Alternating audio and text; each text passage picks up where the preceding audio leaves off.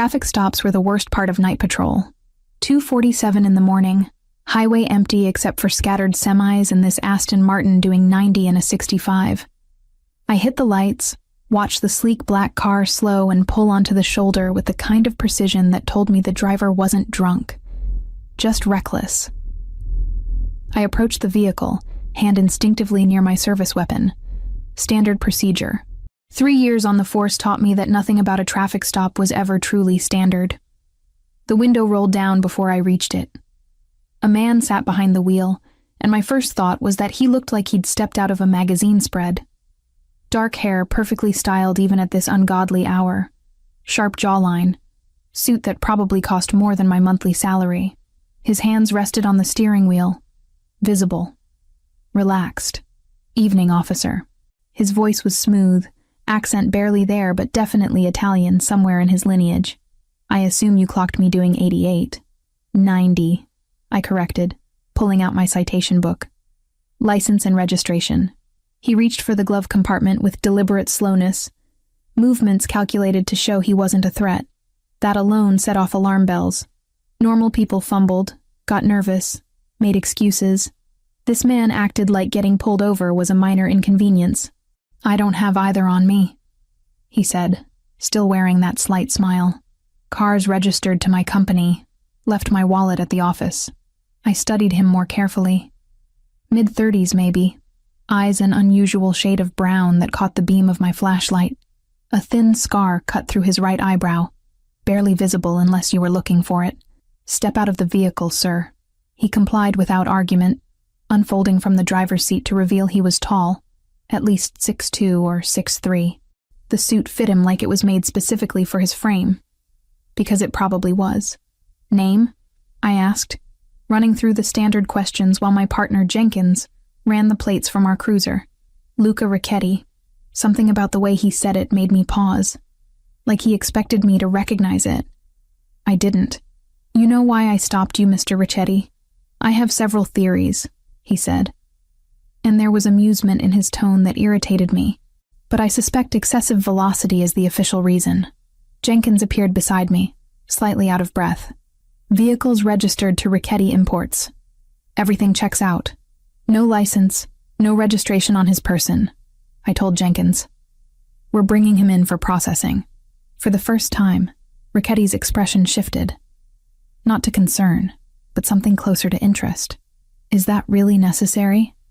I can have my assistant bring the documents to the station within the hour. Turn around, hands behind your back. He did, still wearing that infuriating half-smile. As I secured the handcuffs, he leaned slightly closer, voice dropping to barely above a whisper but still audible. I want you to be mine. My hands froze for a second. Excuse me? You heard me, Officer Morgan. His eyes had dropped to my nameplate. I want you to be mine.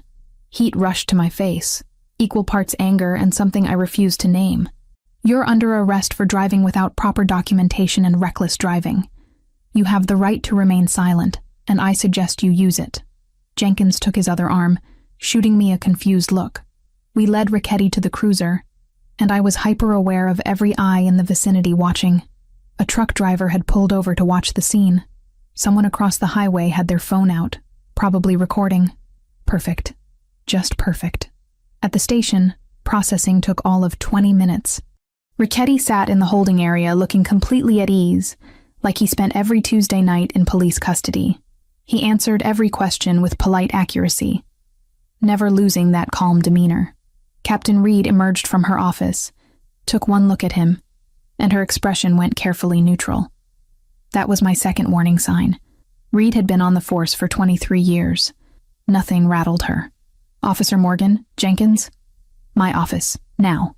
We left Ricchetti with Officer Davis and followed Reed into her cramped office. She closed the door with more force than necessary. Do you know who that is?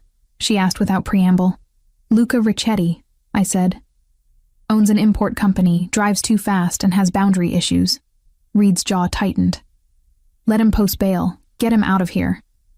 Captain, he was doing 90 without documentation. I don't care if he was doing 120 while juggling chainsaws. Process the citation and let him go. Jenkins and I exchanged glances. Reed wasn't the type to let anyone slide, regardless of money or connections. Is there something we should know? I asked carefully. Just do it. And Morgan, stay away from him. That's an order, not a suggestion. 30 minutes later, a lawyer in a suit that probably cost more than my car showed up. Bail was posted. Ricchetti walked out of holding looking exactly as composed as when he'd walked in. He paused at the front desk where I was finishing paperwork. Thank you for your service, Officer Morgan. I'm sure we'll see each other again soon. I sincerely doubt that, Mr. Ricchetti. That smile again, the one that made my stomach do something complicated. We'll see. He left. I went home.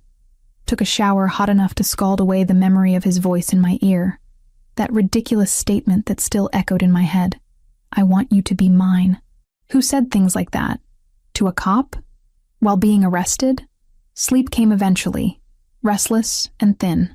My phone buzzed around noon. I'd pulled a double and was finally off rotation for 36 hours. The text from Jenkins simply said, "Check the department group chat." I opened it to find controlled chaos. Someone had posted a video link. I clicked it, stomach already sinking. The video was grainy, shot from across the highway but clear enough. Me approaching the Aston Martin.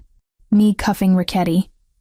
The angle didn't capture audio, thank God, but the comments underneath were already speculating about who he was, what he'd done.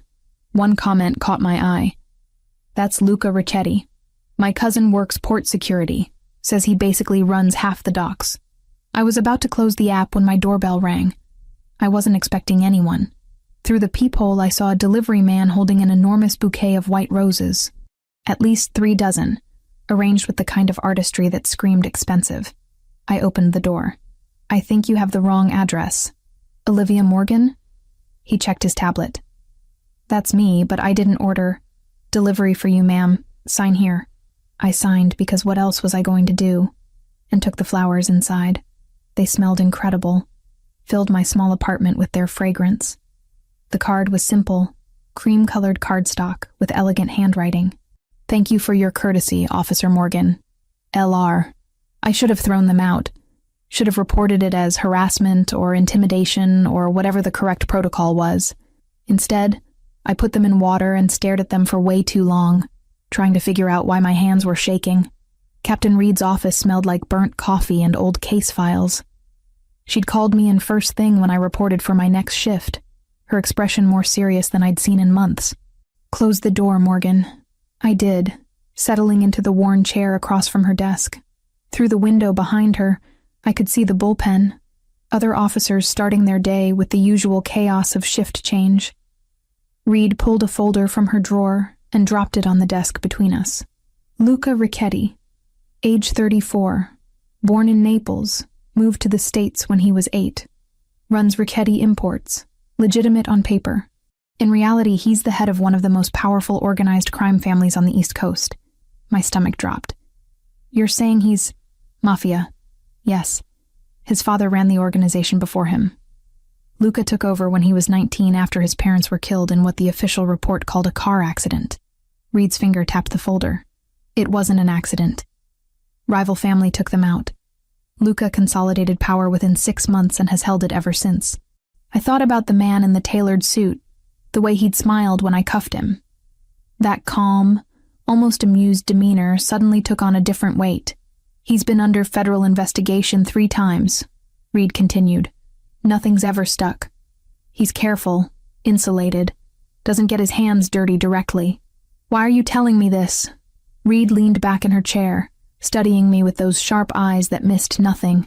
Because I need you to understand the situation. That traffic stop video went viral locally. You're visible now, associated with him. Even if it was just doing your job. That's not my fault. No, it's not. But there's something else you need to know. She paused, seeming to choose her words carefully. We've had leaks in the department. Information getting out that shouldn't. Details about ongoing investigations. Surveillance schedules. Someone's feeding intel to someone on the outside. The implication settled over me like ice water. You think it's connected to Ricchetti? I don't know, but I'm telling you this so you understand why you need to be careful. Stay away from him, Morgan. Don't engage if he contacts you again. These people, they don't play by rules we recognize. I left her office with more questions than answers. The folder's contents burned into my memory. The bullpen felt different now, like I was seeing everyone through new eyes. Who was the leak? Was it someone I worked with every day? Jenkins caught up with me at my locker. Everything okay? Reed looked intense. Just routine follow-up on the Richetti stop. I kept my voice neutral. Nothing serious. He nodded, accepting it, and headed out for patrol. I watched him go, hating that I was suddenly suspicious of everyone. The next 3 days were tense and uneventful. I kept checking over my shoulder, expecting something to happen, but nothing did. Life continued. I worked my shifts, went home, tried to sleep. Then the coffee shop happened. I stopped at my usual place on 4th Street before my morning shift. I'd been going there for 2 years, knew the staff by name, had my order memorized by everyone who worked the counter. Luca Richetti was sitting at a corner table with a newspaper and an espresso.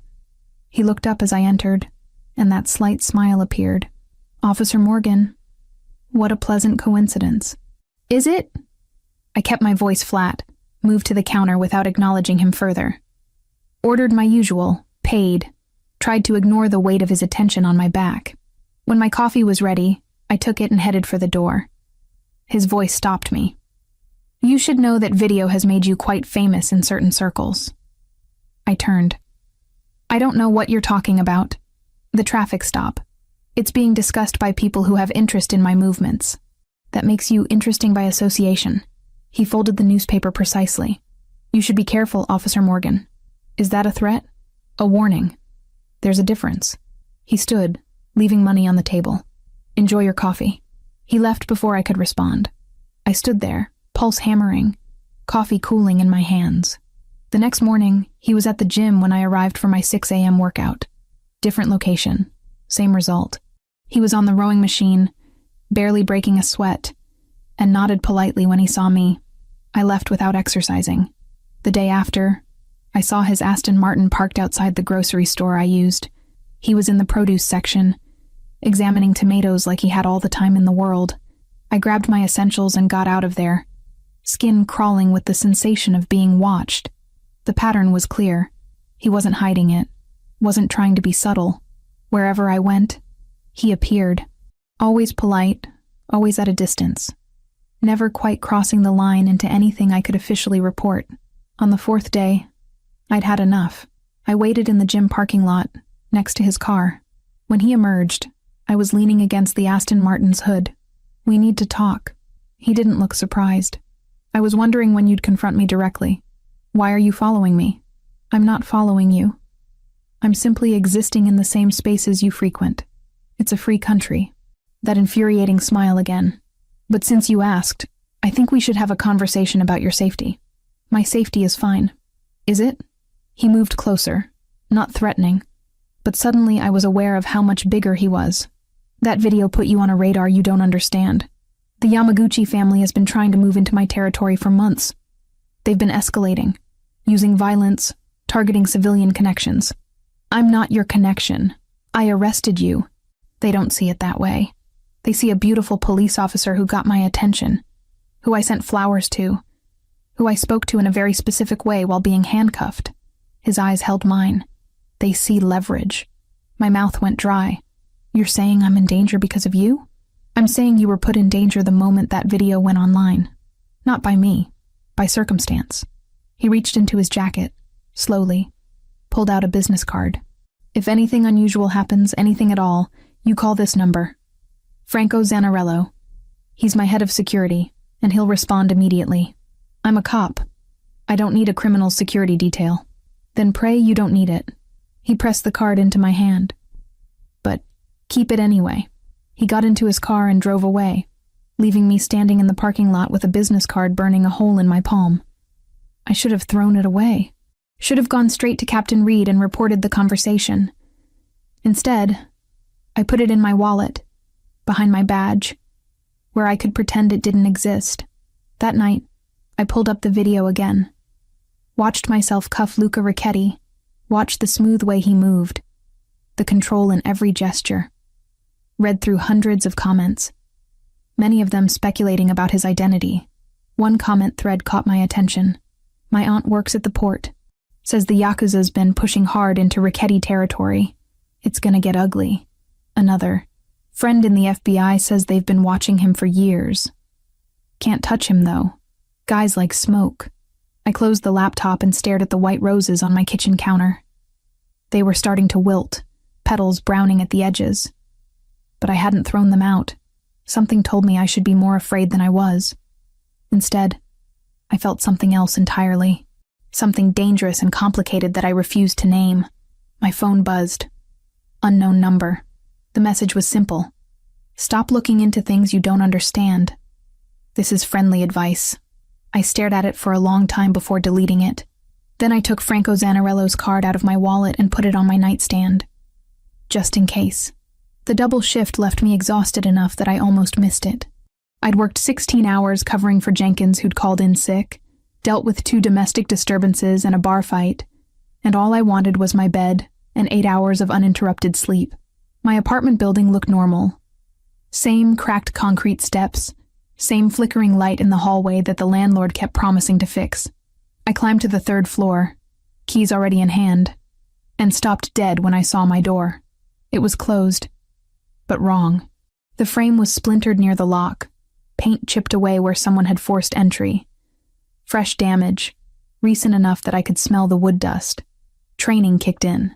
I dropped my bag, drew my service weapon, and radioed for backup. Then I waited, pulse thundering in my ears, every nerve on high alert. It took 8 minutes for the first unit to arrive. 8 minutes of standing in that hallway, weapon trained on my own door, imagining what I might find inside. Officer Davis arrived first, followed quickly by 2 more units. We cleared the apartment room by room, corners and closets, every space someone could hide. Empty. Whoever had been here was long gone. But they'd left their mark. My living room was destroyed. Couch cushions slashed open, stuffing everywhere. Books pulled from shelves and scattered across the floor. Kitchen cabinets hung open, contents dumped out. In my bedroom, drawers had been yanked out and upended, clothes thrown everywhere. What they hadn't taken was almost more disturbing than what they had. My laptop sat untouched on the coffee table. My grandmother's jewelry, the only valuable things I owned, remained in the box on my dresser. The $70 in my nightstand drawer was still there. This wasn't a robbery. Davis moved through the rooms, documenting everything with his camera. Looks like they were searching for something specific. Any idea what? I shook my head, but my attention was caught by something else. Picture frames on my bookshelf. The ones holding photos of me and my dad at my academy graduation. Me with my college roommates. Me with my mom before she'd passed. All empty. The photos had been removed. They took my pictures, I said, voice sounding distant to my own ears. Davis came over, examined the empty frames. His expression shifted to concern. That's not normal. My bedroom wall stopped me cold. Above my bed, someone had spray-painted characters I didn't recognize. Sharp, angular strokes in black paint. They looked Asian, possibly Japanese. We need to get someone who can translate this, Davis said, already pulling out his phone. I already knew who could tell me what it meant. The business card was still in my wallet, Franco Zanarello's number printed in elegant script. I should call Captain Reed. Should go through proper channels. Should absolutely not contact a known criminal's security chief. I pulled out my phone and dialed Franco's number instead. He answered on the second ring. Zanarello, this is Officer Olivia Morgan. Luca gave me your number. My apartment's been broken into. Silence for 2 beats. Are you there now? Yes. Other officers are here, but nothing was stolen. They left a message on my wall, in Japanese. Get out of the apartment, now. I'm sending someone immediately. I'm not leaving a crime scene. Officer Morgan. His voice cut through my protest with unexpected authority. If there's Japanese writing on your wall, you're not dealing with a simple break-in. The Yamaguchi family leaves signatures. You need to leave that apartment right now, and you need to do it before anyone else sees that message. Something in his tone made my blood run cold. What does it say? I'll be there in 10 minutes. Don't let anyone photograph that wall. He hung up. I stood there, phone still pressed to my ear, as the reality of my situation crashed down on me. This wasn't about me. This was about Luca. About that video, those flowers, whatever game was being played at levels I didn't understand. Davis came out of the bedroom. Captain Reed is on her way. She wants everyone out until she gets here. Preserve the scene. I need 5 minutes alone in there first. Personal items. He hesitated, then nodded. Make it quick. I went back into my bedroom and took photos of the Japanese characters with my personal phone. Then I grabbed the small fireproof lockbox from under my bed, the one holding my important documents, and shoved it into my work bag. When I emerged, Davis and the other officers were in the hallway. Franco Zanarello arrived exactly 10 minutes after I'd called him. He was shorter than Luca, maybe 5'10", with salt and pepper hair and the kind of face that had seen too much. He wore a dark suit and moved with the confidence of someone used to difficult situations. Officer Morgan? He extended a hand. Franco Zanarello. I'm a security consultant. I shook his hand, aware of Davis watching. Thanks for coming.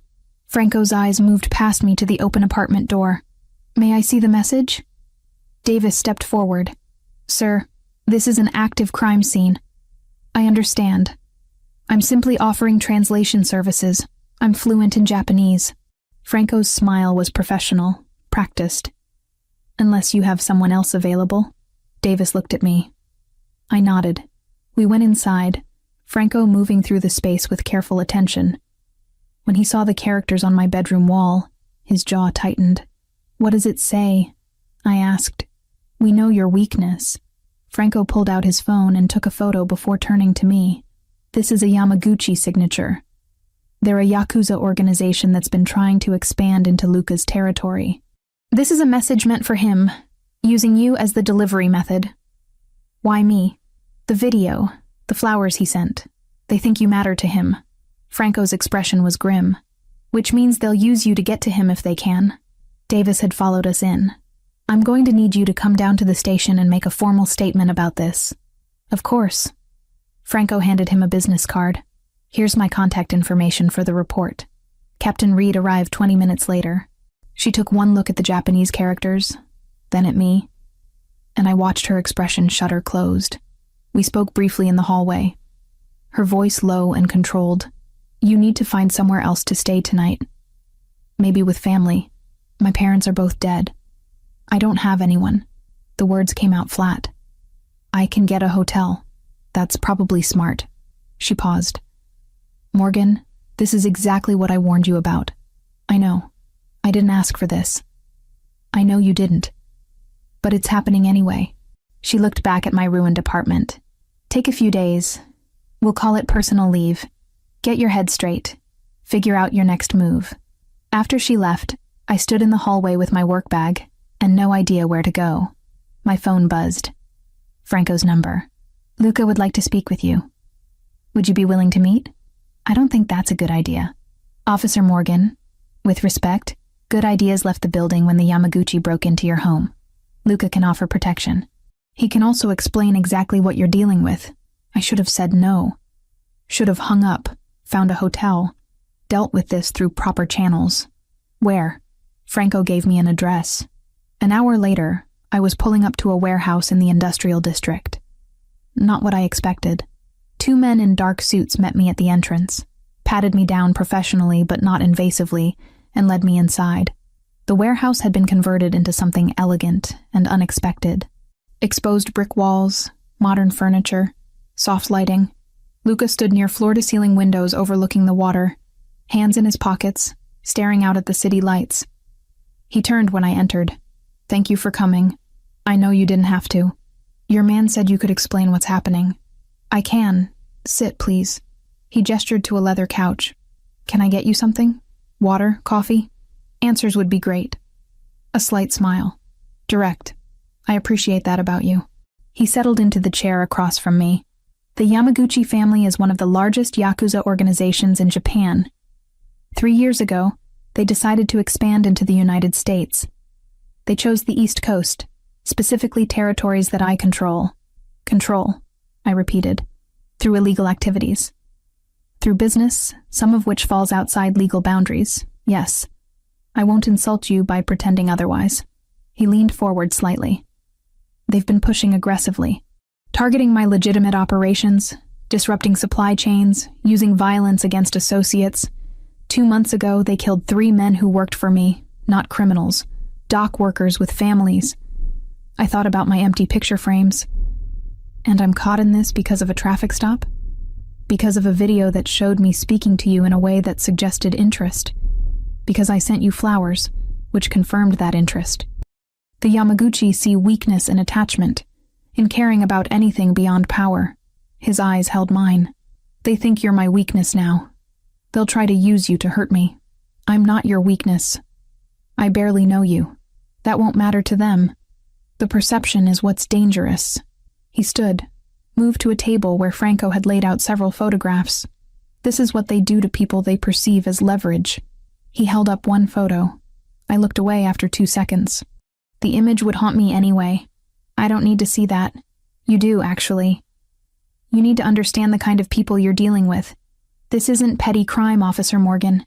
This is organized violence with no regard for innocence or law. I stood up, needing movement. So what am I supposed to do? Hide? Run? Quit my job? You're supposed to let me protect you. Absolutely not. Then at least let Franco install security at your apartment. Cameras, reinforced locks, a panic system linked directly to my people. Your people are criminals. My people are effective. His voice sharpened with frustration. Your police department can't protect you from this. They don't have the resources or the understanding of how the Yamaguchi operate. I do. We stared at each other across the room. He was right, and I hated that he was right. Enhanced security only, I finally said. No guards, no surveillance detail, no further contact between us.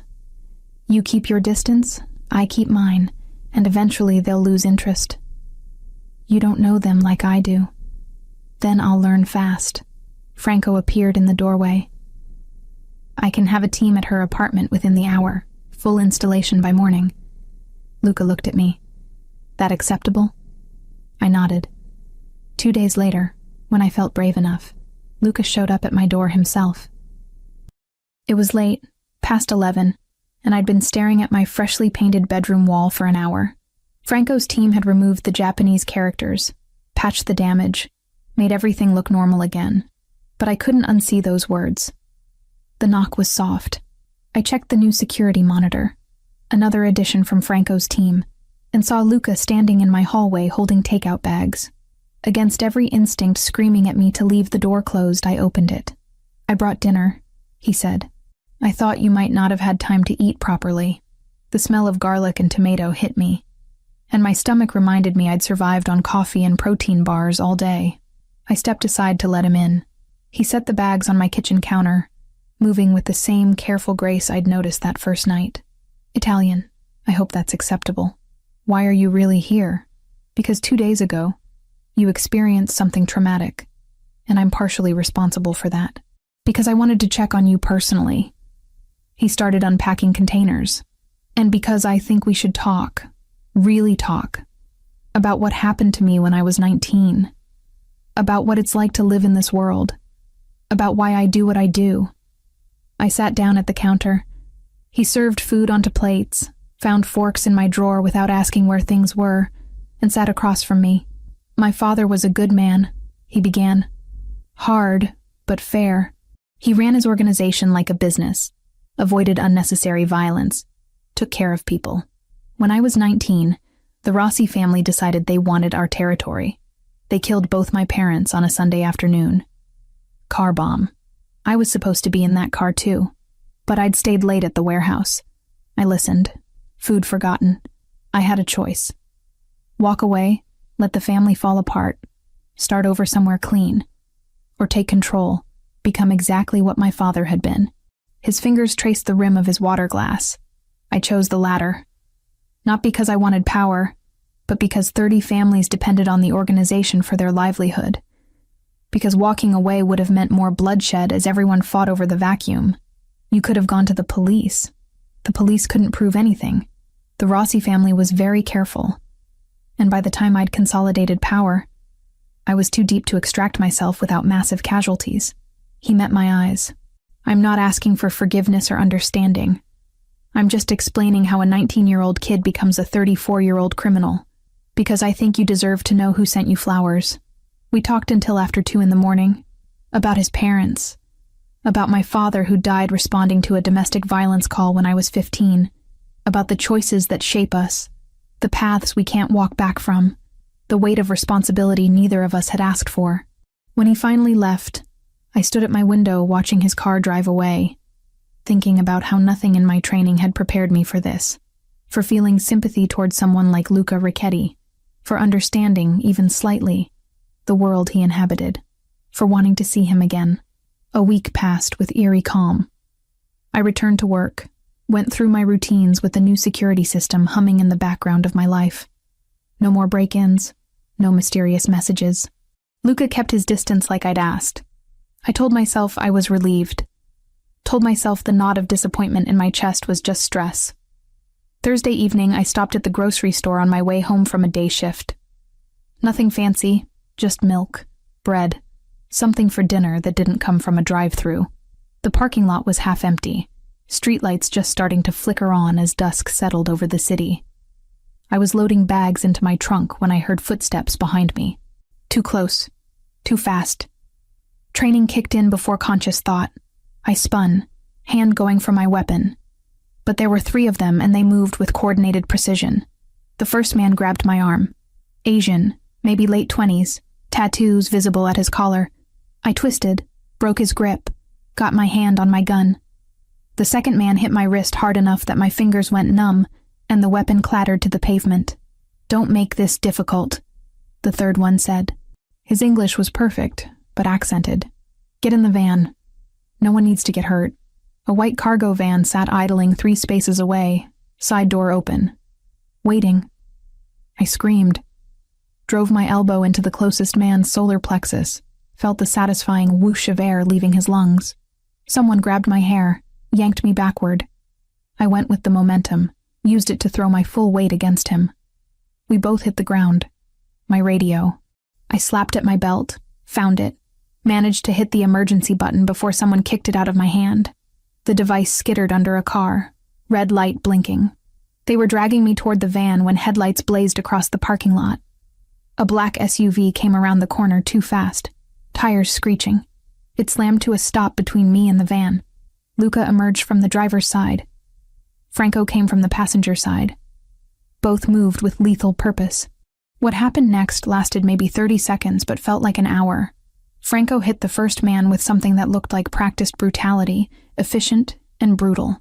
Luca grabbed the one holding me, and I watched him transform into someone I hadn't seen before.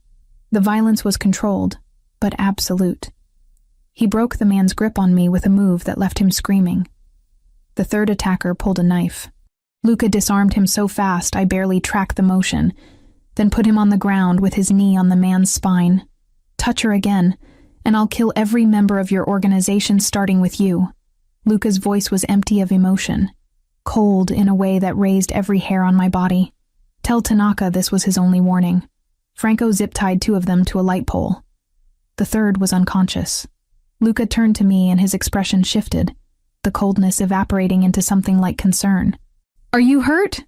I couldn't answer. My hands were shaking, adrenaline crashing through my system. I watched him wipe blood off his knuckles with a handkerchief, watched Franco secure the scene with mechanical efficiency, and realized I'd just seen exactly what kind of man Luca Ricchetti really was when pushed. Sirens wailed in the distance. My emergency signal had gone through. "We need to go," Franco said. "Police will be here in 2 minutes. I'm not leaving. I'm a cop. You need to come with us right now."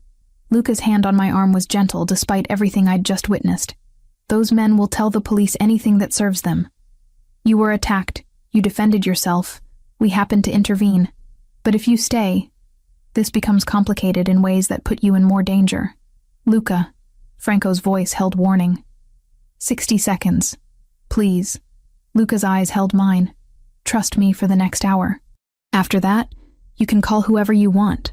Report whatever you need to. But right now, I need to get you somewhere safe. I should have stayed. Should have waited for backup, filed reports, done everything by the book. Instead, I got into his SUV. He drove fast, but not recklessly, taking turns that suggested he knew exactly where he was going. Franco sat in the back, on his phone, speaking in rapid Italian. My police radio sat on my belt, silent now, probably being discussed by every unit in the vicinity. Where are we going? My property. It's secure. Luca's knuckles were white on the steering wheel. I'm sorry. I had people watching, but they moved faster than we anticipated. You had people watching me? Yes. I told you I would protect you. He glanced over. Are you injured? Did they hurt you? Bruises. Nothing serious. I pressed my palms against my thighs to stop them shaking. How did you know to come? My people saw them setting up. Called it in. Franco and I were 15 minutes away. We got lucky. Lucky. I'd just been almost kidnapped in broad daylight. Had watched Luca break someone's arm without hesitation. And we were calling it lucky. The property was 30 minutes outside the city, hidden behind gates and walls that screamed private. The house itself was unexpected.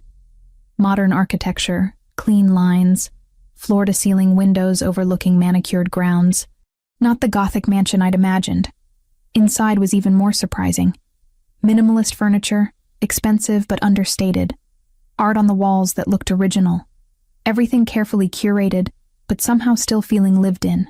Franco disappeared down a hallway after a brief conversation in Italian with Luca. We were alone in a living room that probably cost more than my annual salary. Sit, Luca said, guiding me to a leather couch. I'm going to get the first aid kit. I don't need... Your arm is bleeding. I looked down.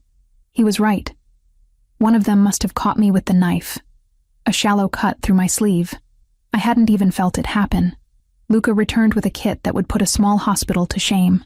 He sat beside me, rolled up my sleeve with careful hands, cleaned the wound with efficiency that spoke of experience. His touch was surprisingly gentle. This is going to hurt, he warned before applying antiseptic. It did. I hissed through my teeth but didn't pull away. He worked in silence, bandaging the cut with practiced precision. You've done this before, I observed. Yes. Occupational hazard in my line of work. He finished, sat back. That should hold until you can get it properly looked at. I can't believe you had people following me. I can't believe you're surprised. He stood, moved to a cabinet, and poured amber liquid into 2 glasses. After what happened to your apartment, did you really think I'd leave you unprotected? I didn't ask for protection. You didn't need to. He handed me 1 glass. Whiskey. It'll help with the shock. I took it. Sipped. It burned going down, smooth and expensive. We sat in silence for a moment. The weight of what had just happened settling over us. What I did to those men, Luca said finally. That's who I am when violence becomes necessary. I wanted you to see it eventually, but not like this. You were terrifying. Yes. No denial, no apology. That's the point. In my world, the appearance of capability prevents most fights before they start. But when they start anyway, you finish them decisively. I thought about the man screaming, the cold way Luca had delivered his threat. You meant it. About killing them. Every word. He met my eyes. Does that frighten you? It should. But does it? I wanted to say yes. Wanted to be horrified, to call for backup, to run from this man and everything he represented. Instead, I kept seeing him appear in that parking lot, the way he'd positioned himself between me and danger without hesitation. I'm questioning my judgment, I admitted. That's probably wise. A slight smile, almost sad. I'm not a good man, Olivia. I've done things that would horrify you if you knew the details. But I keep my word, and I protect what's mine. I'm not yours. Aren't you? He leaned forward, close enough that I could smell cedar and something darker. Every time I close my eyes, I see you standing on that highway, chin up, refusing to be intimidated. Every conversation we've had has made me want more. You're in my head in ways I haven't allowed anyone to be in 15 years. My breath caught. Luca, I know. You're a cop. I'm everything you're supposed to stand against. It's impossible and inappropriate and probably dangerous for both of us. His hand came up, fingers brushing my jaw so gently it was almost imaginary. But tell me you don't feel this too. I should have pulled away. Should have said something professional, something that established boundaries. Instead, I leaned into his touch, just slightly, and watched his eyes darken. The moment stretched, fragile and charged. Then his phone rang, shattering it. He pulled back, checked the screen, answered. Yes? Listened. Understood. Keep them there.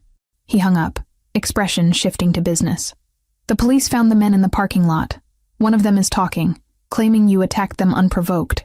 That's insane. It's strategy. They'll try to discredit you, make you seem unstable or corrupt. He stood. You need to get ahead of this. Call your captain, explain what happened, get on record first. He was right. I pulled out my phone, saw 17 missed calls from the department, called Captain Reed directly. She answered immediately. Morgan, where the hell are you? I'm safe. I'll explain everything, but you need to know what really happened tonight. I told her. All of it, leaving out only the location where I was now.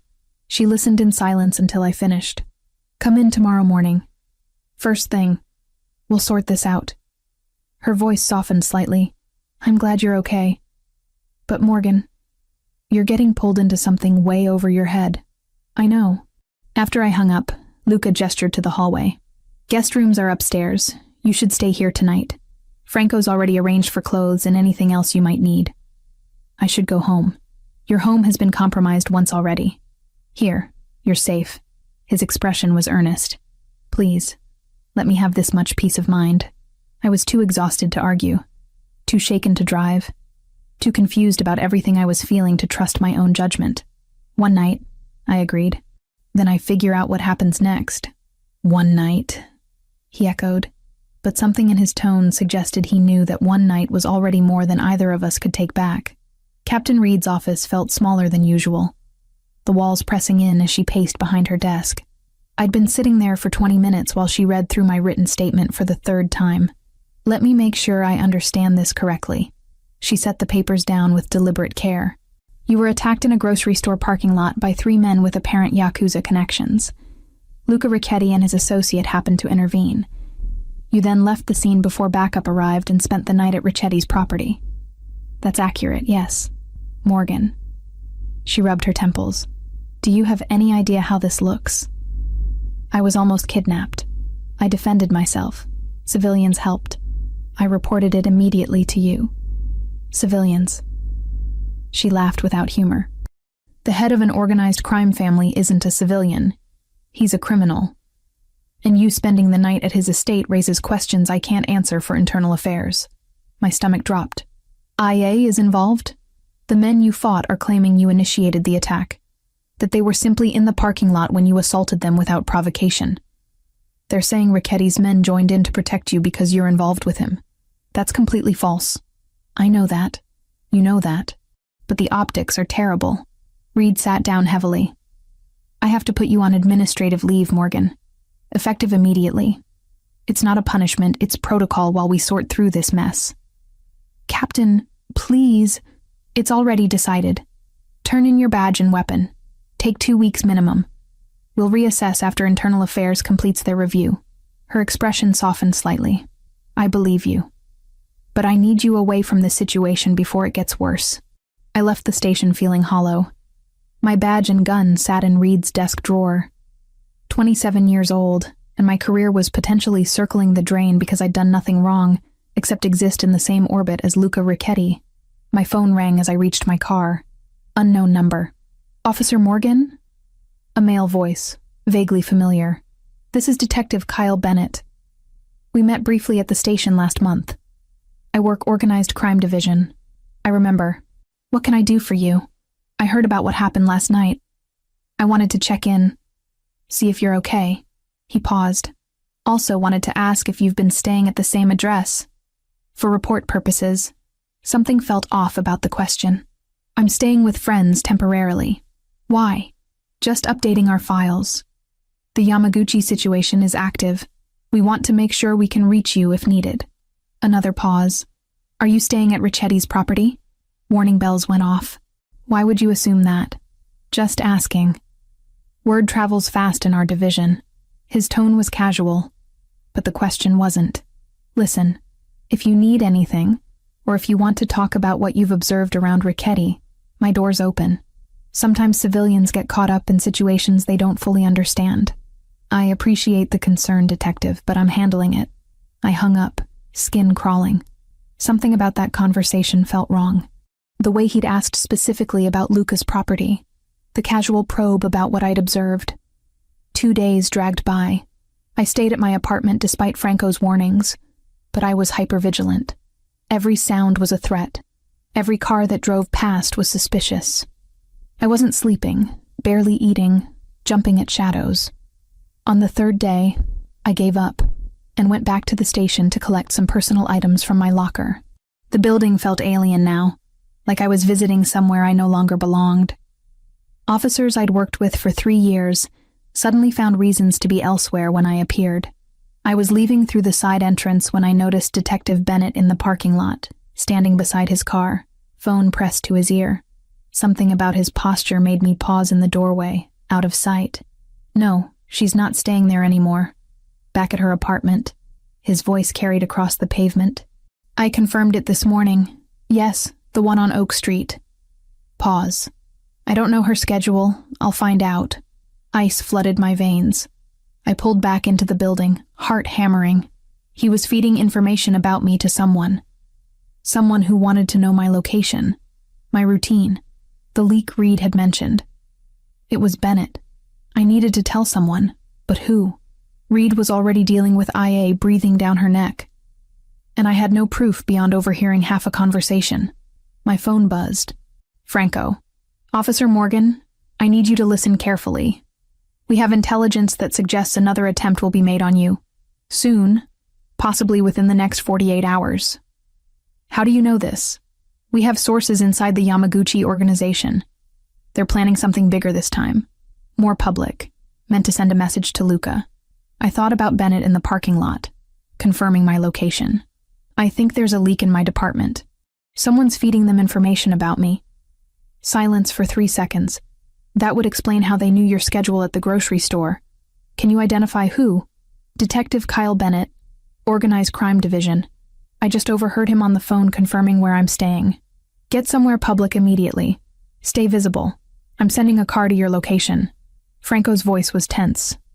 Don't go home. Don't go anywhere isolated. Understood? Understood. I drove to a busy cafe downtown, one with cameras and crowds. Ordered coffee I didn't drink and sat near the window where I could watch the street. 30 minutes passed. An hour. My phone rang. Captain Reed. Morgan, where are you right now? Downtown. Why? There's been an incident at the precinct. Shots fired in the parking lot. Multiple casualties. Her voice was strained. I need you to stay wherever you are. Do not come here. What happened? It looks like a coordinated attack. They were waiting for shift change. Maximum personnel in the lot. She paused. Bennett's dead. 3 other officers wounded. My stomach twisted. Bennett had been dirty, feeding information to the Yamaguchi, but he'd still been a cop. Still been someone I'd worked alongside. The waste of it all hit me harder than I expected. Did he? I couldn't finish the question. Died instantly. Multiple gunshot wounds. Reed's voice was flat. Whatever he was involved in, it got him killed. My hands went numb. The Yamaguchi? We think so. Morgan, this was about you. They were asking officers where you were, looking for you specifically. When they couldn't find you, they opened fire.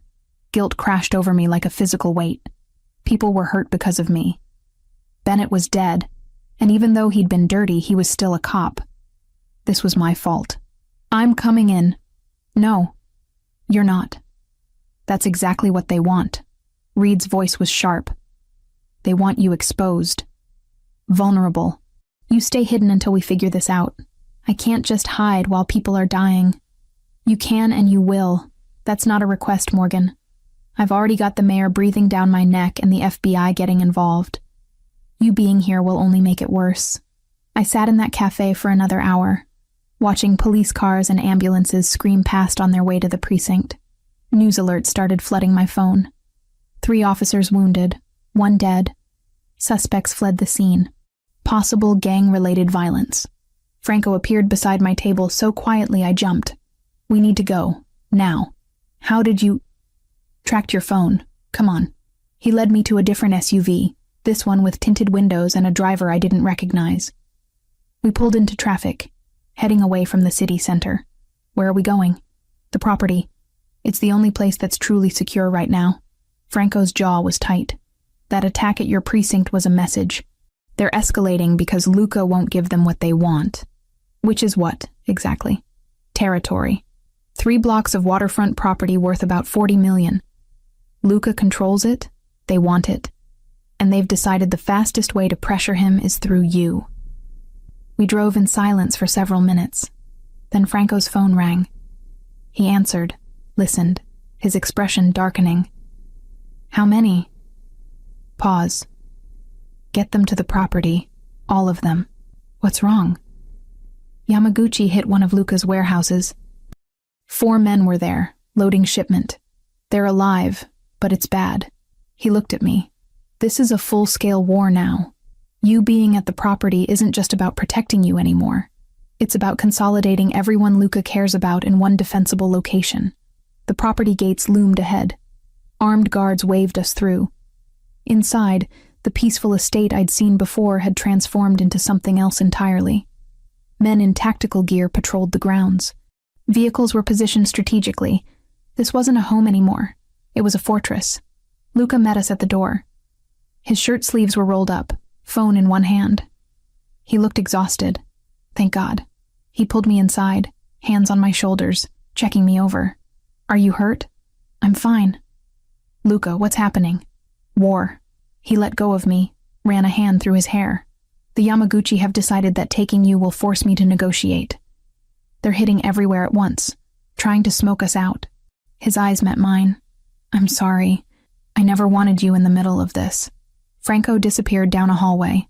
We stood in the foyer, the sounds of organized chaos echoing around us.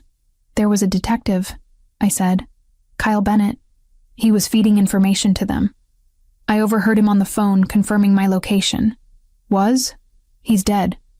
They killed him during the attack on the precinct. Luca's expression went cold. They killed their own source? Maybe he stopped being useful. Maybe he wanted out. I wrapped my arms around myself. People are dying because of me. People are dying because the Yamaguchi are animals who use violence as negotiation. He stepped closer. This isn't your fault. It feels like it is. I know. But feelings aren't facts. He hesitated, then asked, when you were at the precinct before the attack, were you there long? Just to get things from my locker. Why? Because if you'd been there during shift change, you'd be dead right now. They timed it specifically. His hand cupped my face, thumb brushing my cheekbone. You're alive because Franco's team was tracking you. Because we got you out. The weight of that settled over me. I'd been minutes away from being in that parking lot. Minutes from being shot like Bennett, like the other officers. I shot someone once, I heard myself say. 2 years into the job. Domestic violence call. Guy pulled a gun on my partner. I put 2 rounds in his chest. Killed him instantly. Luca listened without interrupting. I had nightmares for months. Therapy. Reviewed the shooting 100 times. Eventually, I accepted it was clean, justified, unavoidable. But I still see his face sometimes. I looked up at Luca. You've killed people. Multiple people. How do you live with that? I don't sleep well, he admitted, and I don't pretend the weight goes away. But I remember why I did it. Who I was protecting. What would have happened if I hadn't? His voice was quiet. Every life I've taken was in service of keeping other people alive. That doesn't make it good, but it makes it necessary. Gunfire cracked in the distance. We both tensed. Franco appeared seconds later. Perimeter's secure. That was just warning shots. They got too close to the north fence. He looked at me. You should be upstairs, away from windows. Luca nodded. I'll take her up. Get everyone in position. If they're probing our defenses, they might try something bigger. We climbed stairs to the second floor. He led me to what looked like a study. books lining the walls, heavy desk near the window, but he showed me a panel that opened to reveal a reinforced room behind it. Safe room. If things go bad, you get in here. Door 6 inches of steel, completely soundproof, has its own ventilation system. He showed me how to lock it from inside.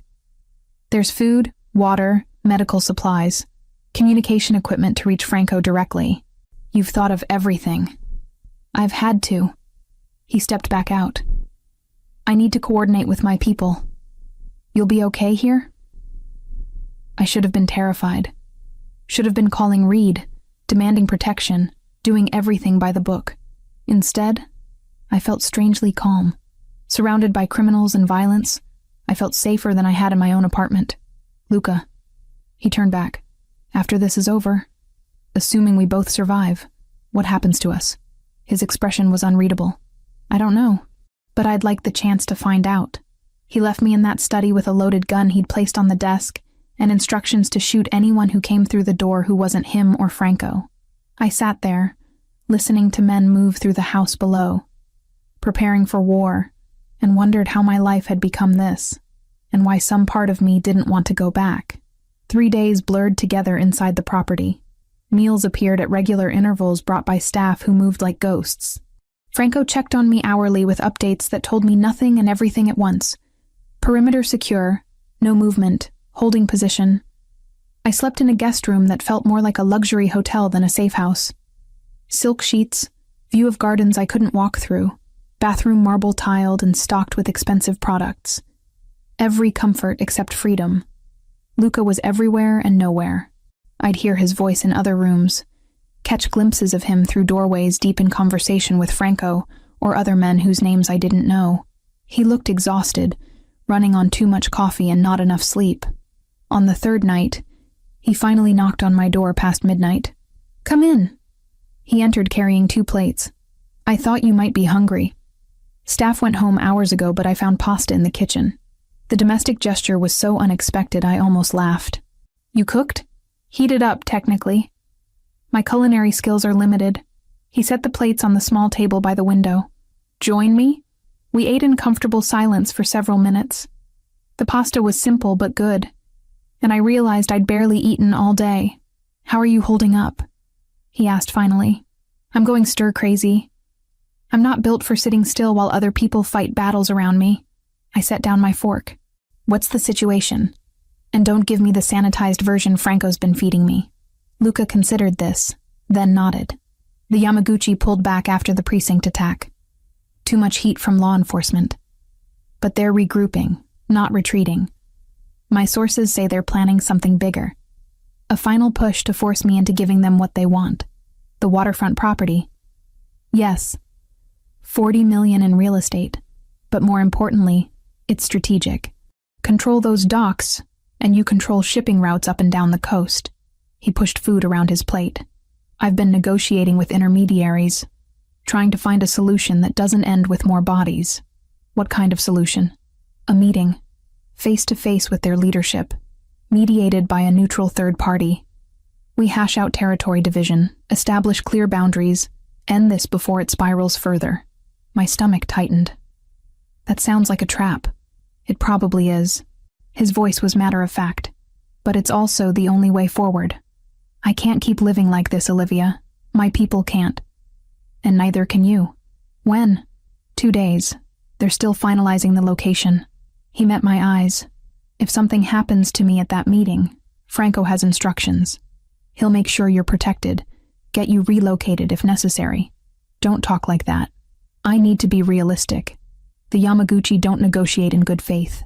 There's a very real chance I won't walk out of that room. He leaned forward, which is why I need to say something now, while I still can. My heart hammered against my ribs. I've spent 15 years keeping everyone at arm's length. Relationships were leverage, attachments were weakness. I built walls around myself that I thought were impenetrable. His hand reached across the table, fingers brushing mine. Then you arrested me, and those walls started cracking. Luca, let me finish. Please. His thumb traced circles on my wrist. Every conversation we've had, every moment you've been in the same room, I felt something I convinced myself I was incapable of feeling. You make me want to be different. Better. To find a way out of this life that doesn't end with me in a grave before 40. I should have pulled away. Should have reminded him of all the reasons this was impossible. Instead, I turned my hand over, lacing our fingers together.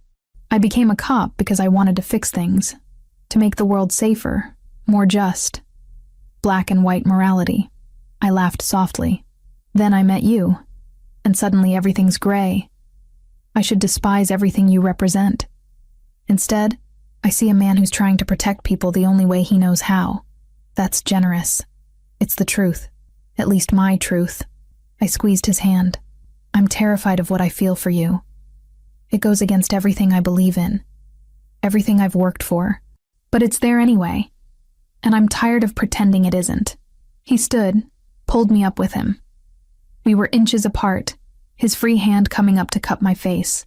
If I kiss you right now, there's no taking it back. No pretending this is just circumstance or proximity. I know. You're sure? Instead of answering, I closed the distance. The kiss was gentle at first, almost tentative. Then his arm wrapped around my waist, pulling me closer. And the gentleness dissolved into something urgent and desperate, like we were both drowning and each other was air. When we finally broke apart, both breathing hard, he pressed his forehead to mine. Stay with me tonight. Not for anything except sleeping. I just want to know you're close. We ended up in his room down the hall. It was surprisingly simple compared to the rest of the house. King-sized bed, minimal furniture, walls painted soft gray. Personal in a way the guest spaces weren't. We lay on top of the covers, still fully clothed, face to face in the darkness. His fingers traced lazy patterns on my arm. Tell me something true, he said softly. Something you've never told anyone else. I thought about it. Sometimes I'm glad my dad died when I did. I was 15, still young enough that he's frozen in my memory as perfect. If he'd lived, I would have eventually seen his flaws, his mistakes, been disappointed by him. I paused. I feel guilty about that, like I'm not allowed to be grateful for tragedy. You're allowed to have complicated feelings about trauma. His voice was understanding. That doesn't make you a bad person. Your turn. Something true. He was quiet for so long I thought he wouldn't answer. I think about leaving constantly. Selling everything, walking away, starting over somewhere no one knows my name. But I'm afraid that wherever I go, I'll still be this person. That violence and control are too deeply woven into who I am to ever extract. You're more than what you've done. Maybe. Or maybe I'm exactly what I've done, and everything else is wishful thinking. He pulled me closer. But with you, I want to try.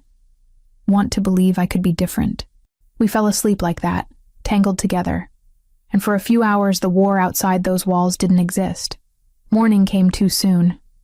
I woke to find Luca already up, standing at the window in the soft light of dawn. He'd put on fresh clothes, looked like he'd showered. Coffee's on the nightstand, he said without turning. Franco's briefing is in an hour. The meeting's been confirmed for tomorrow afternoon. I sat up, reaching for the coffee. It was surprisingly good. Where? Abandoned warehouse on the waterfront. Neutral territory. Supposedly swept for weapons and surveillance. He finally turned to face me. I'm bringing Franco and 2 others. The Yamaguchi are bringing the same. Everyone goes through metal detectors before entering. That doesn't make me feel better. It shouldn't. But it's the best option we have. He crossed to the bed, sat on the edge. I need you to promise me something. What? If things go sideways tomorrow, if Franco tells you to run, you run. No arguments, no hesitation. You get out and you don't look back. Luca, promise me, Olivia. Please. I wanted to argue. Wanted to say I'd fight beside him, that I wouldn't abandon him. But I could see in his eyes how much he needed this reassurance. I promise. He kissed me then, slow and thorough, like he was memorizing the taste. When he pulled back, there was something fierce in his expression. This isn't goodbye. I'm coming back. But just in case, I need you to know that meeting you changed everything. Whatever happens tomorrow, I don't regret a single moment. Then make sure you survive to have a lot more moments. He smiled, but it didn't reach his eyes. I'll do my best. The rest of the day moved with painful slowness. Luca was in meetings constantly, planning, strategizing. Franco gave me a brief tutorial on the safe room's communication systems, showed me how to access emergency funds if I needed to disappear. Everyone was preparing for the worst while hoping for the best. Evening found me in the kitchen attempting to make coffee and failing miserably at the complicated machine. Luca appeared behind me, reached around to adjust settings, and suddenly it was working. "You make terrible coffee," I observed. "I have many flaws." He wrapped his arms around my waist, chin resting on my shoulder. "That's definitely one of them. What are the others?" "Stubbornness, control issues, tendency to solve problems with violence first and questions later." He paused. "Falling for a cop who arrested me, which might be the biggest flaw of all." I turned in his arms. "Or the smartest thing you've ever done. We'll see." He kissed my forehead. "Tomorrow, after the meeting, assuming everything goes according to plan, I want to take you somewhere. Just us, no guards, no war. Somewhere normal." "Where?" "There's a stretch of beach about an hour north. Private, quiet. I bought the land years ago thinking I might build something there someday." His thumb brushed my cheekbone. "I want to walk on that beach with you and pretend we're just two people figuring out if this could work." "I'd like that." We spent that night together again, but this time it was different. More intense, more present. Like we were both acutely aware that tomorrow could shatter everything. We talked until the early hours, about everything and nothing, childhoods and dreams, fears and regrets. When exhaustion finally pulled us under, I lay in his arms thinking about impossible futures and dangerous presents, about the line I'd crossed by falling for him, and whether I could ever find my way back. I didn't want to. Luca insisted I stay at the property during the meeting. I argued for 20 minutes before Franco quietly reminded me that my presence would only complicate an already volatile situation. He was right, and I hated it. They left at noon. Luca paused at the door, kissed me once more like he was memorizing the feeling, then walked out without looking back. Franco followed with 2 men I recognized from the security detail. 4 against however many the Yamaguchi brought. The house felt empty after they left. Staff moved through rooms on silent feet, but the energy had changed. Everyone was waiting, tense, for news that might not come. I tried to distract myself, attempted to read, gave up after 3 pages, made coffee, poured it out untouched, paced the study until my legs ached, finally settled by the window, watching the driveway, phone clutched in my hand. An hour passed, then another. My mind created 1,000 scenarios, each worse than the last. Ambush, execution, betrayal. At hour 3, my phone rang. "Franco. It's happening. Not good." Then gunfire erupted through the speaker, and the line went dead. My heart stopped. I tried calling back. Nothing. Tried Luca's phone. Straight to voicemail. Tried Franco again. No answer. The security guard stationed outside my door knocked. "Miss Morgan, we have orders to move you to the safe room immediately." "What's happening?" "Unknown situation at the meeting location. Protocol is to secure you until we have more information." I let him lead me to the reinforced room behind Luca's study, but I didn't lock the door. I sat there, phone in hand, willing it to ring. 10 minutes. 20. Nothing. Then movement outside. Multiple vehicles coming up the driveway too fast. I ran to the window, saw Franco's SUV screech to a stop. Men poured out, and they were carrying someone. Luca. I was down the stairs before conscious thought, bursting through the front door as they carried him inside. Blood stained his white shirt, and his face was too pale. "What happened?" I demanded. Franco's face was grim. Trap. They had someone on the inside we didn't know about, another cop they'd been paying off. When negotiations started, Yamaguchi pulled weapons they'd hidden in the walls. It was an ambush. They laid Luca on the dining room table, and I got my first good look at the damage. Gunshot wound to his left shoulder, another that grazed his ribs. Bleeding, but not arterial. Franco had taken a bullet to the leg, was limping badly, but still giving orders. Training kicked in. I'd done trauma response training at the academy. I need towels, hot water, first aid supplies. Now. Someone ran. I pressed my hands to Luca's shoulder, applying pressure. His eyes opened, unfocused, then found mine. "You're supposed to be in the safe room," he managed. "Shut up, stay still." My hands were shaking, but my voice was steady. "Franco, what happened to the Yamaguchi? Their leader's dead. Caught in the crossfire. So is Bennett. He tried to run when everything went sideways." Franco lowered himself into a chair, wincing. "We got out, but it's going to get worse before it gets better. The Yamaguchi will retaliate for their boss." Supplies arrived. I worked on Luca's wounds, cleaning, packing, bandaging. The shoulder was bad, but the bullet had gone through. Ribs were superficial. He'd been incredibly lucky. "You need a hospital," I told him. "Can't. Questions I can't answer." His hand caught mine, squeezed. "You've got steady hands for someone who's terrified." "Who says I'm terrified? I can feel you shaking." "That's just adrenaline." I finished with his shoulder, moved to the rib wound. Bennett was alive? This whole time? They'd been working with someone else in the department. Another detective. Someone from narcotics. He confirmed the setup. Gave them our positions. Luca's jaw tightened. Got himself killed in the crossfire. Guess that's what happens when you play both sides. Franco was being tended to by another man, the bullet extracted from his thigh. He'd refused anything stronger than whiskey for the pain. When it was done, he limped over to where Luca lay. "We need to move, everyone. They'll hit the property next. Try to finish what they started." "Where?" Luca asked. "The beach house. It's off the books. Secure. They don't know about it." Franco looked at me. "You're coming too. Not a request. I should have called Reed. Should have reported everything. Let proper authorities handle it. Instead, I nodded. We moved fast. Luca could walk with support.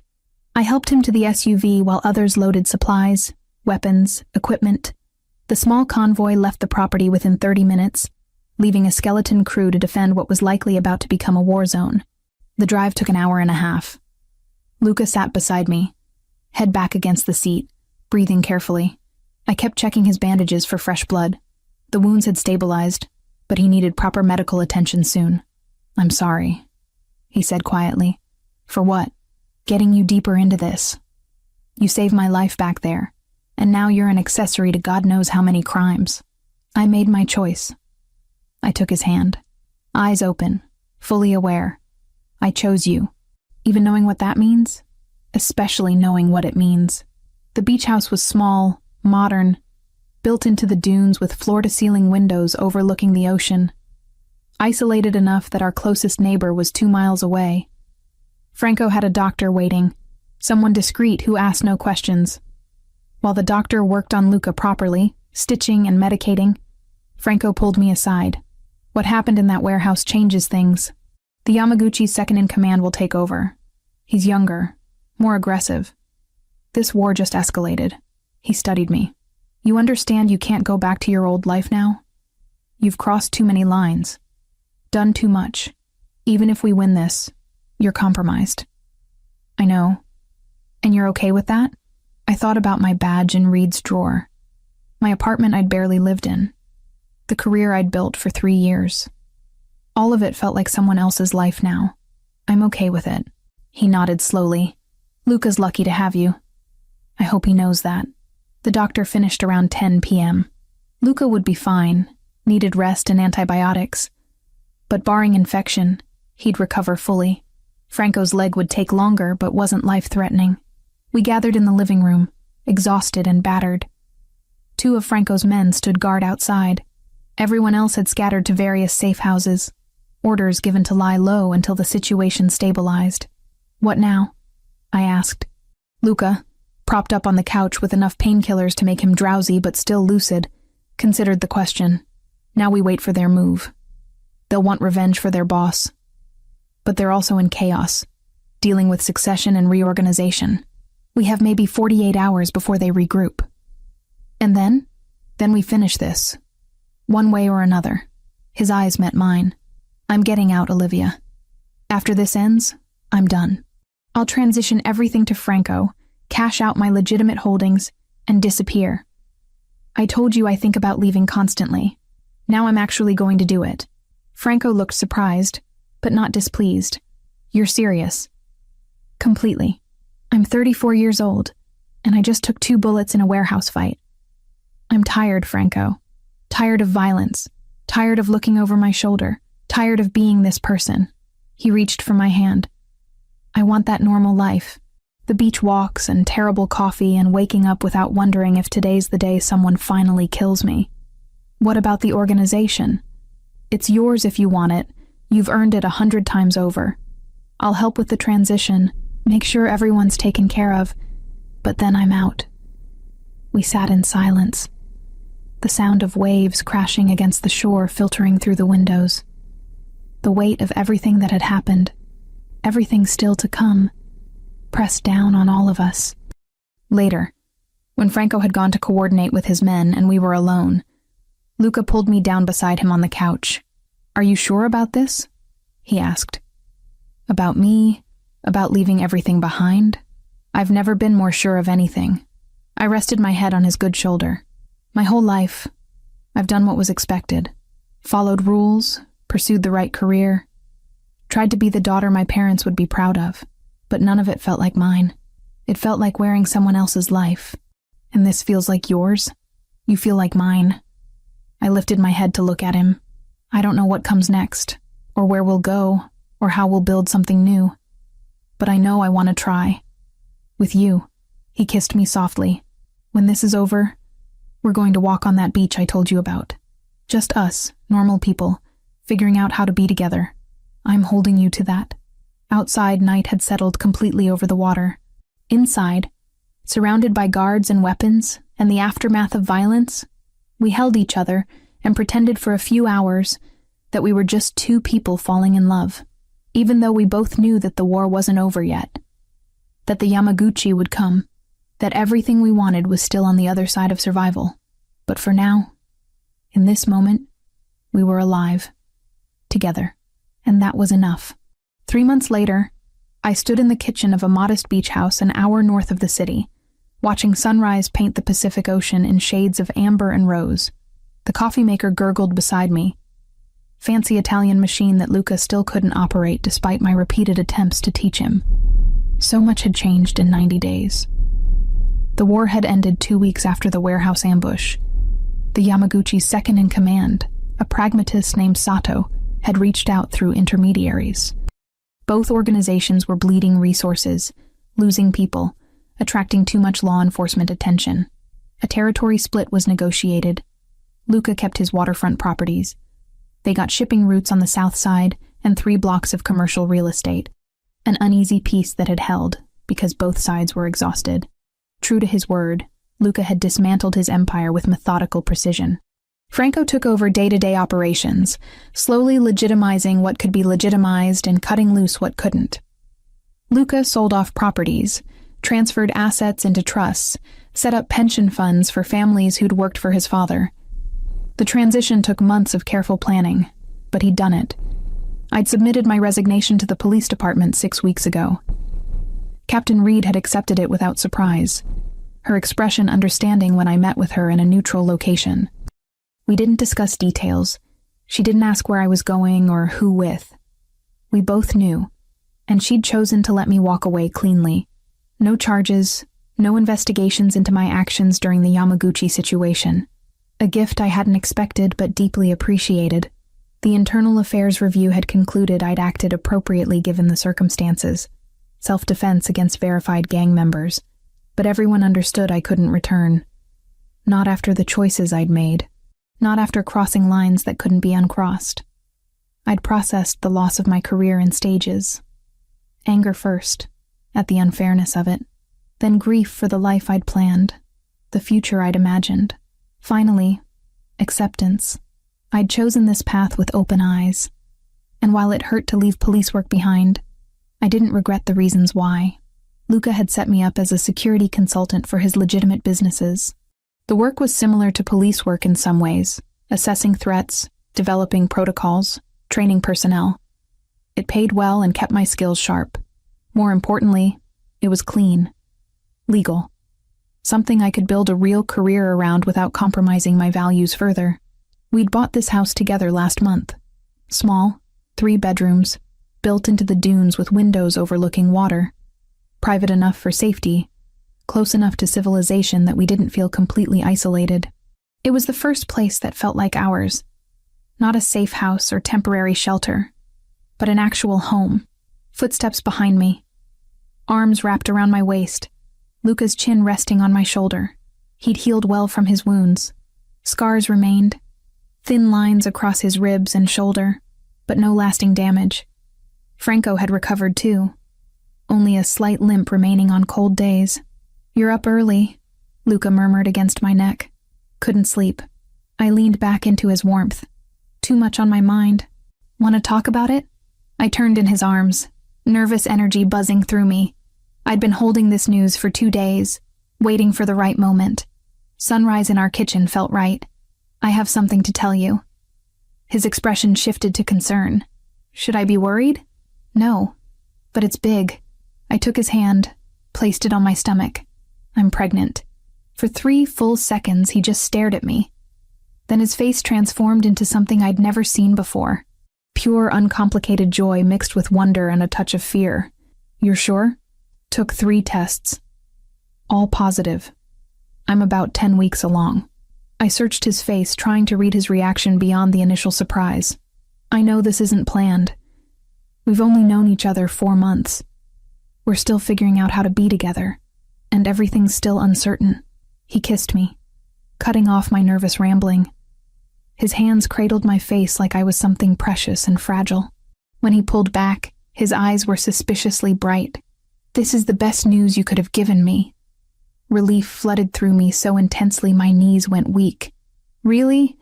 Because I spent the last 2 days convinced you'd think it was too soon, that we weren't ready." "It is too soon. We're absolutely not ready." He laughed, the sound full of genuine happiness. "But I don't care. A baby, Olivia. Our baby. This is everything I didn't know I wanted until right now." "You're not scared?" "Terrified," he admitted. "I have no idea how to be a father. My own died when I was 19, and before that he was teaching me how to run a criminal empire, not how to change diapers or go to parent-teacher conferences." His thumb brushed my cheekbone. "But I want this. Want to give our child the life I never had. Normal, safe, filled with choices instead of obligations." I pressed my forehead to his. "We're going to be terrible at this. Probably. But we'll be terrible together." He pulled back slightly. "Although we should probably get married before the baby comes. I'm traditional about some things." "Did you just propose?" "That was definitely not a proper proposal." "I'll do better, I promise. With a ring and everything." He grinned. "But yes, eventually, I'm absolutely proposing. If you'll have me. Let me think about it." I pretended to consider. Reformed mafia boss with terrible coffee skills and a tendency to solve problems with violence. What's not to love? "I'm working on the violence thing." "I know you are." I kissed him softly. "And yes, when you ask me properly, I'll say yes." We stood in our kitchen as morning light filled the space, holding each other. The future suddenly more real and tangible than it had been minutes before. Not the future I'd planned when I'd graduated from the police academy at 24. But maybe a better one. Franco arrived mid-morning for his weekly check-in. He'd been staying in the city, managing the transition while Luca and I built our new life at the beach. His leg had healed well, only bothering him when weather changed. He looked good, more relaxed than I'd ever seen him. "You both look disgustingly happy," he observed, accepting coffee from Luca. "What happened?" "We're having a baby," Luca announced, unable to contain his grin. Franco's eyebrows shot up.